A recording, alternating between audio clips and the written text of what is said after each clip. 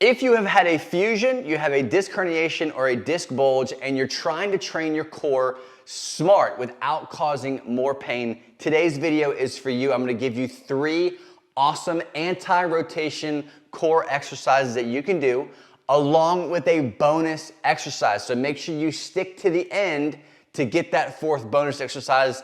It's gonna blow your mind. If you have a fusion, I've got a really cool bonus resource for you. It's in the description box below, but you can go to fitnessforbackpain.com/10 rules. There's 10 rules that you've got to follow if you have had a spinal fusion, you're trying to get back into exercise.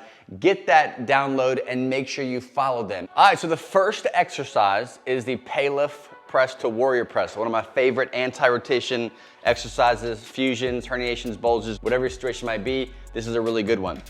The key thing is before you go into the actual picking weight up and starting to move, you have to make sure that you're in the best position possible for you. The key points that I try to point out when it comes to this is when she has the weight out here, what you don't want is your ribs to be flaring. So she's overextending here and sticking her butt out, trying to maintain that good position. We wanna get into neutral, bring the ribs down, and gently tuck the butt. Not heavy, but just engage the glutes, okay? So when she actually starts going, she's gonna have a dominant leg forward. You can play around with both legs forward or whichever one you wanna start with. I prefer it like this. So wherever side the cable's on, it's on that side. We're gonna grab the cable. She's gonna come straight out. We're gonna watch and make sure nothing kind of breaks. And then she's gonna go above her head. And I'm gonna show you a really cool coaching cue to make sure that you're locked in. All right, go ahead, press out, go above, and back down. Key thing to remember when you're doing these is if you can watch yourself in the mirror, you wanna come straight out and then straight up, making sure you're not trying to lean this way, or if it's too heavy, you might try to favor one way. It should be light enough to where you can maintain everything here, ribs are down, glutes are on, but you're maintaining this one plane of motion. One more, press it up, straight above the head. Everything looks really good. Come back down.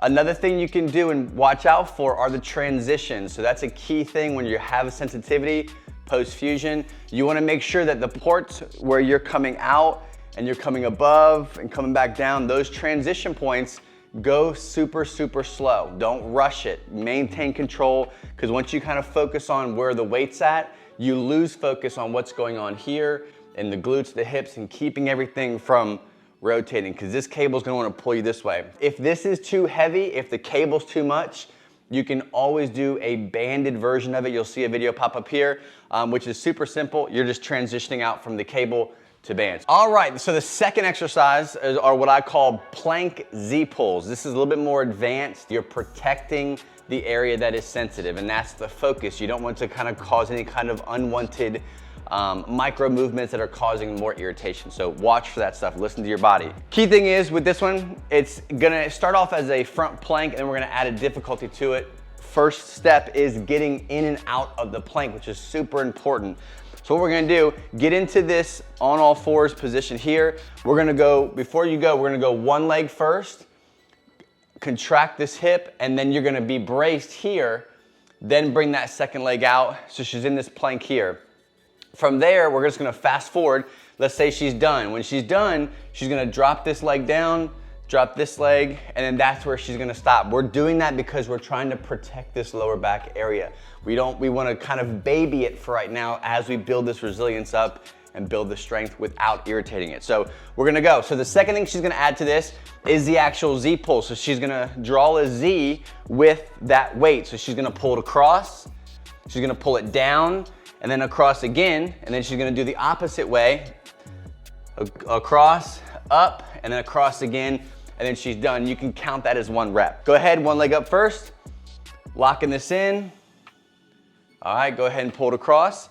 Something she's watching for as she's doing this is not rotating too much here at the hip, not allowing her low back to slouch. With the Z, the size of the Z, you can go big, wide Zs, or you can do really small Zs. So if you do a big, wide Z, go ahead and rest, bring one leg down.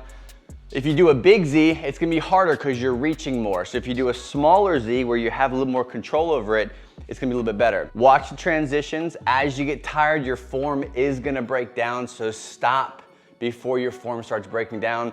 Go nice and slow. I think that's it. Third exercise, another favorite, is the up chop. You can also do down chops. Down chop would be just the cable or the bands up here. We're gonna do the up chop with the cable or band, whatever you have available to you at the base of the machine or wherever you're attaching it to. So there's a lot of things you have to make sure you're doing well with this exercise because it does get kind of dynamic. Key thing is obviously having a nice wide stance so you have control. This is all about anti-rotation, protecting the surgery site, protecting wherever your sensitivity is. So key things still are to bring your ribs down, making sure your pelvis is in a neutral to you position. As you're coming up with this cable, you wanna make sure that you're not rotating. You're gonna want to rotate. As you come up, you start losing range of motion in your shoulder. You start looking behind you because you want to go that far back. Don't worry about that. Go to what your limitations are. It's all about trying to master it. So she's gonna grab the cable. She's going to have her arms straight out, back up a little bit. She's gonna, nice stable base, arms are straight out, pretty much locked out, but a little bit of a bend, a little bit. And she's gonna start from her right pocket and she's gonna come up to her left shoulder. Boom, back down, up, boom. Key thing here, real quick, is again, watching where your transitions are. So transitions would be from lift off to coming to here, stopping here, and then coming back down. Those two areas are the key spots where your form is gonna break down and you're putting yourself at risk of some kind of weird catch or spasm or any kind of weird injury. So the best thing to do is go super, super slow. So we'll do 2 more. And you can do this with a band as well. Bands are just like cables. You'll have to get a light enough one. This is not about going super, super heavy. 1 more. Pick a weight that you can manage and maintain good control and master it, and you'll be good. Bonus exercise time. One of my go-tos, another anti-rotation exercise, really cool. You're gonna add in a squat component to it. So this is, yes, it's the core, but you can kind of put this into any kind of lower body exercise as well, or just your core day, because it's not super, super heavy with the legs. What she's doing is the pay-lift press. So she's gonna come out, she's gonna lock her arms out. That's the pay-lift press. The band is pulling this way, so it's gonna try to pull her this way. What she's gotta do is hold it nice and tight here the whole time, okay? So quality reps over the number of reps, remember that. Also remember where your body is at. Your ribs are down, everything's in a good position. You don't want that to break down. Also watching your transitions. So she's gonna go ahead and get on below her feet or behind her heels. I have 2 plates. Most people have ankle range of motion like limitations. So if you have a problem or you have sensitivity with the body weight squat because you feel like you're kind of falling back or falling forward, put something under your heel. It'll bring your heel up, it'll give you some more ankle or fake ankle range of motion so that you can actually do a squat to a good depth, all right? So she's gonna grab the band, arms are locked out, she's bracing the core. If she has to go wider with her feet, she can totally do that. Press the band out, squat, nice and slow, come back up, trying to maintain a nice, tight, go ahead again, squeeze, squeeze, squeeze. You can do 1 more. Everything looks good. And back up. Cool. So again, make sure your position's good, that you go slow, watch your transitions, pay respect to how low you go on your squat, and trying to keep yourself here. And that's it. Let me know which of those 4 exercises, I know there's 3, but that bonus one, let me know which one was your favorite and which one you are going to try in your next workout. Do not leave without getting those free resources. Just watching one video for your situation is not enough. Dive deeper, learn your situation, learn what you should and should not be doing. If you have a fusion, go grab my 10 rules. fitnessforbackpain.com/10 rules. That's specifically for spinal fusions if you're trying to work out.